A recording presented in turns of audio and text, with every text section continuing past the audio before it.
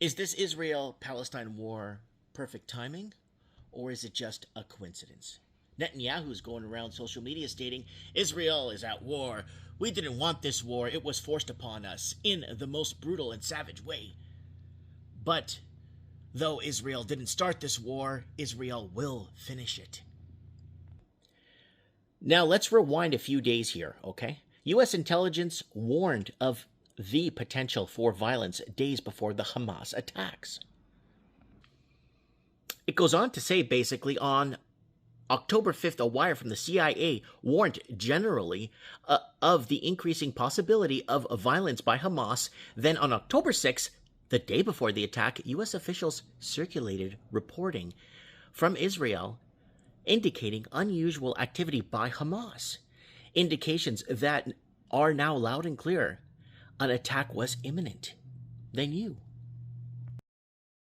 So we're 39 weeks into this protest of Netanyahu, the prime minister, who basically selected himself into office, and it just doesn't stop. And it's going on and on and on and on, and it's a non-stop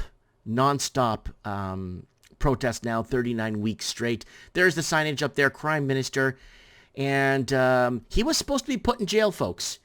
There was a plane that there was an eyewitness that was going to testify against him, who mysteriously died in a plane crash about a year ago.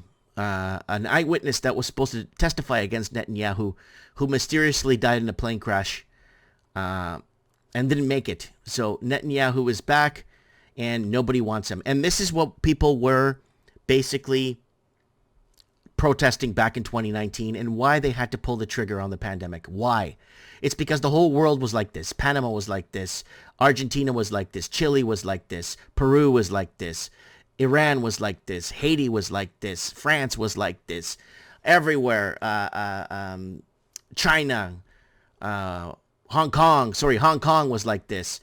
What was it? Other countries in Europe. Everywhere. Brussels was protesting no confidence in government.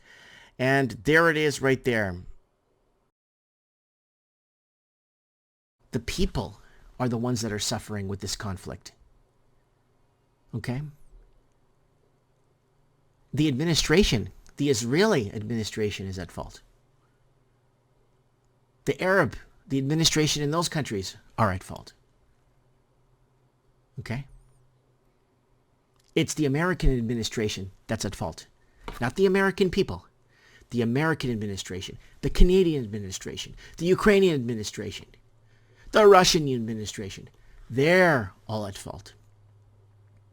The people on the ground, the innocent lives, the families, they just want to live their lives. They don't want to be part of any of this Mickey Mouse, whatever they're planning, and play their games behind the scenes and then murder innocent families. There's a lot of innocence involved in this. Sides during the whole Ukraine-Russia thing, because basically why I haven't taken sides. Ukraine versus Russia, I'm on the side of the people. Politicians can go to hell. So basically the timing of everything matters, especially when things are launched against innocent people. In France, protesters put on their yellow vests and demanded better pay and an end to rising prices. In Sudan, the people brought down the 40-year regime of a genocidal dictator.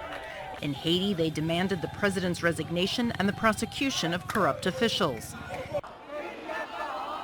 And in Hong Kong, demonstrators started by standing up to the Chinese authorities over an extradition law and expanded their demands to include more democracy.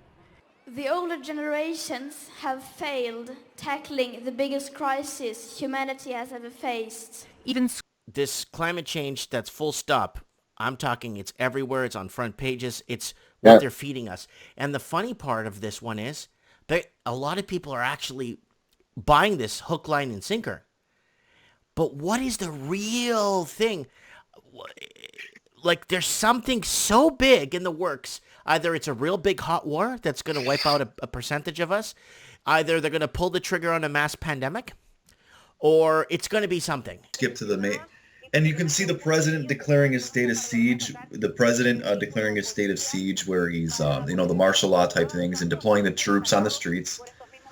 My connection to this is that School children have taken to the streets, demanding that adults take better care of the planet.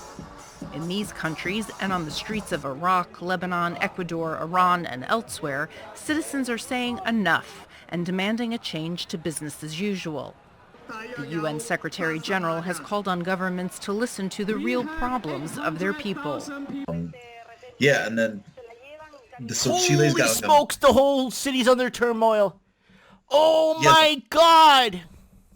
And this looks like Argentina in 2001, and I'm telling you, in the past few weeks, no one was talking about a Chilean crisis. I mean, just me.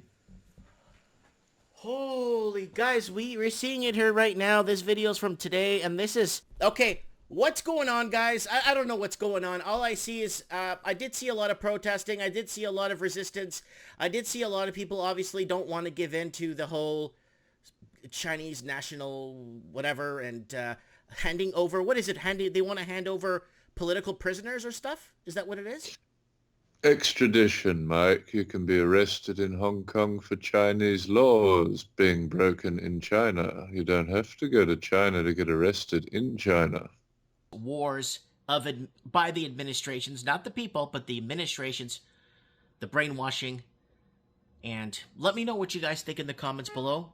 Is this perfect timing? Is it just a coincidence? I don't know. What does it look like to you guys? Let me know in the comments below. Mike Martins here. I have spoken.